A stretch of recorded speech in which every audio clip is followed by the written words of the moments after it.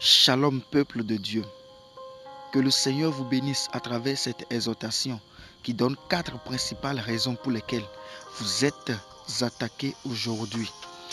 Pourquoi êtes-vous attaqués? Vous êtes attaqués parce que vous êtes fils de Dieu, fils de la lumière. 1 Pierre 2,9. La Bible dit au contraire, vous êtes une race élue, un sacerdoce royal, une nation sainte, un peuple acquis, afin que vous annonciez les vertus de celui qui vous a appelé des ténèbres à son admirable lumière. Satan est des ténèbres et vous de la lumière. Il vous attaque car vous avez un statut élevé au sien. Vous êtes fils de la lumière. Vous êtes attaqué car vous n'êtes plus esclave de Satan mais de Dieu. Et le sang de Jésus en est le témoin oculaire. Vous êtes attaqués car nous sommes dans un monde de combat où Satan rôde autour de nous, cherchant les âmes mal affermies pour sa nourriture. Vous êtes attaqués car le monde dans lequel nous sommes est sous la puissance du malin. 1 Jean 5, 19. La Bible déclare que nous savons que nous sommes de Dieu et que le monde entier est sous la puissance du malin. Satan vous attaque car vous êtes dans son monde, mais ne lui appartenez pas. Il est en colère contre vous. Il grince des dents contre vous. Il ne sait plus quoi faire pour vous avoir. Il joue des pieds et des mains pour vous faire renier votre foi, mais peine perdue.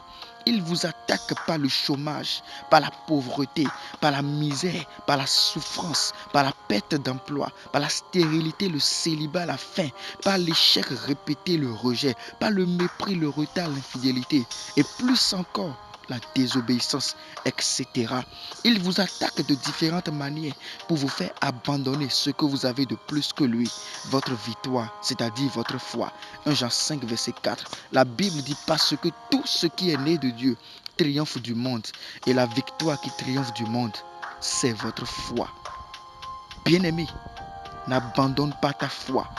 Ne te laisse pas vaincre, mais comprends que toute chose concourt au bien de ceux qui aiment Dieu et qui sont appelés selon son dessein. Dieu a un plan pour toi. Et même si l'ennemi t'attaque pour t'avoir, pour te faire tomber, pour te faire regresser dans ta foi, bien-aimé, ne lui laisse pas l'occasion, mais redouble encore d'efforts.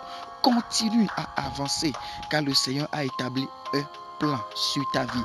Et si les obstacles, les problèmes, les situations pénibles n'ont pas pu empêcher Joseph d'entrer dans sa destinée, toi aussi, peu importe les attaques de l'ennemi, tu entreras aussi dans ta destinée dans le nom de Jésus-Christ.